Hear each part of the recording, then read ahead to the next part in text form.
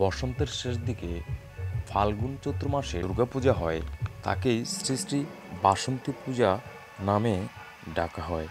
এই বাসন্তী পূজার মধ্য দিয়ে দেবী দুর্গাকেই আরাধনা করা হয়। এটি ছিল সনাতন ধর্মাবলম্বীদের মূল দুর্গাপূজার প্রথম উৎস। যদিও অকালবোধনের মধ্য দিয়ে দুর্গাপূজাই বর্তমানে ব্যাপক পরিচিতি ও প্রাধান্য পেয়েছে। বসন্তকালের এই বাসন্তী দুর্গাপূজা সনাতন ধর্মাবলম্বী ভক্তবৃন্দরা অনেক উৎসাহ, উদ্দীপনা ও আনন্দের সহিত উপভোগ করে থাকেন। এটা ১ নং উত্তর চরাবাইল ইউনিয়ন ৭ নং ওয়ার্ড অধিকারী বাড়ি। এখানে বাসন্তী পূজা হচ্ছে। এটা আমাদের গ্রামের পূজা এবং আমরা সকলে মিলে আনন্দ উপভোগ করতেছি। অন্য দূর এলাকা থেকেও অনেক ভক্তবৃন্দ এখানে এসেছে। পূজা উদযাপন কমিটিও সবাই সকলে সঠিকভাবে পূজা উদযাপন করতেছে। চরপক্ষী আমাদের খুব উপবাসে দুর্গা উৎসব খুব আনন্দ হয়েছে। আপনারা সবাই দেখবেন, সবাই আনন্দ পাইবেন। শারদীয় দুর্গোৎসব বা দুর্গাপুজো প্রতিটি মন্দিরে মন্দিরে, পাড়া মহল্লায় হলেও বাসন্তী দুর্গাপূজা বিশেষ বিশেষ স্থানেই হয়ে থাকে এবং সনাতন ধর্মাবলম্বীরা এই পূজাটি অনেক উৎসব মুখর পরিবেশেই দুর্গাপূজার মতোই করে থাকেন। ক্যাম্পার থেকে এসেছি। আমাদের এই অত্র অঞ্চলে এখন আর কোনো বাসন্তী পূজা হয় না, শুধু এখানে হয়। অনেক বন্ধুবান্ধব নিয়ে আসছে, আর বন্ধুবান্ধব নিয়ে আসে এখানে মায়ের দর্শন করে খুব অনেক ভালো লাগছে। কিছু পূর্ণ কাজ করতে পারছি, এটাই খুব ভালো। তাই আমরা সকলে চাই প্রত্যেক বছর যাতে এভাবে হয়, যাতে এগুলা করার জন্য আসলে যুব সমাজগুলো এগিয়ে আসা অনেক দরকার।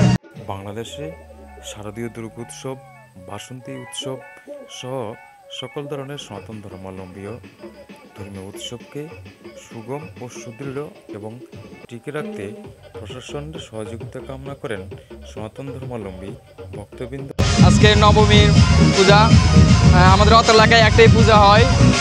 ফ্রেন্ড সার্কেলদের নিয়ে আসছি, খুবই ভালো লাগছে, অনেক মজা মাস্তি হয়েছে।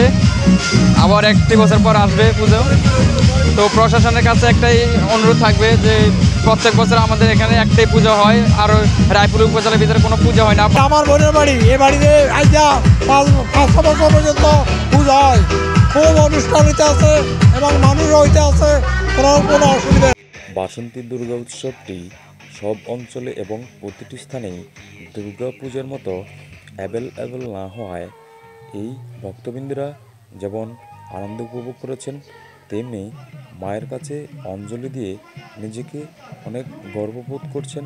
পুণ্য কামনায় একত্রে ব্রতী হয়ে ঈশ্বরের সান্নিধ্য পাওয়ার যে প্রয়াস, সেই বিষয় থেকে অনেকটা গর্ববোধ করেন এই ভক্তবৃন্দ, সনাতন ধর্মাবলম্বীরা। আমরা এই বাসন্তী পূজায় আমরা এই গ্রামবাসী সহকারে আমরা অংশগ্রহণ করেছি।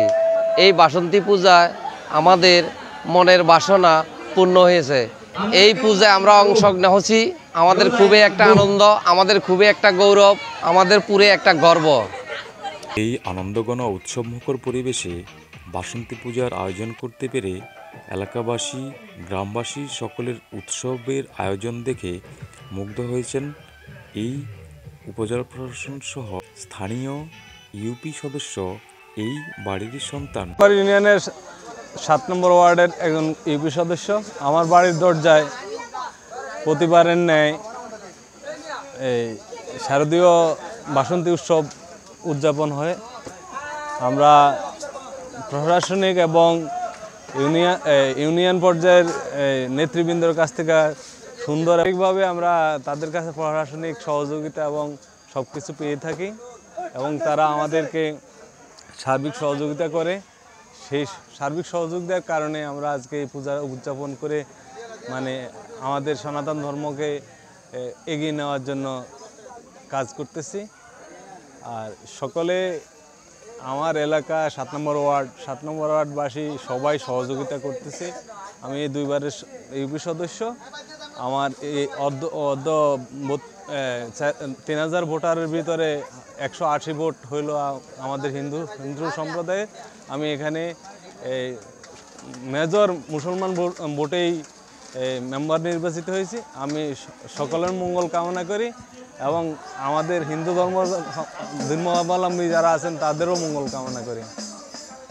পথঘাটে খুবই নিরাপত্তা, সবাই স্বাচ্ছন্দ্যবোধে আসে, কোনো নিরাপত্তার কোনো বিঘ্ন ঘটে না এবং সবাই আশেপাশে যারা আছে সবাই আমাদেরকে সহযোগিতা করে। আমাদের অঞ্চলের 9 নম্বর ইউনিয়নের 9 নম্বর ইউনিয়ন থেকে আসে, গায়েশ্বর থেকে আসে এবং পাশাপাশি চরবরবীর থেকে আসে, রায়পুর থেকে আসে। মানে যেহেতু এলাকাতে পুজো একটা, সেই হিসাবে সবাই দেখতে আসে এবং আমরা সুন্দরভাবে তাদেরকে নিরাপত্তা এবং যতটুকু করার দরকার করতে পারি এবং সবাই আমাদেরকে সহযোগিতা করে।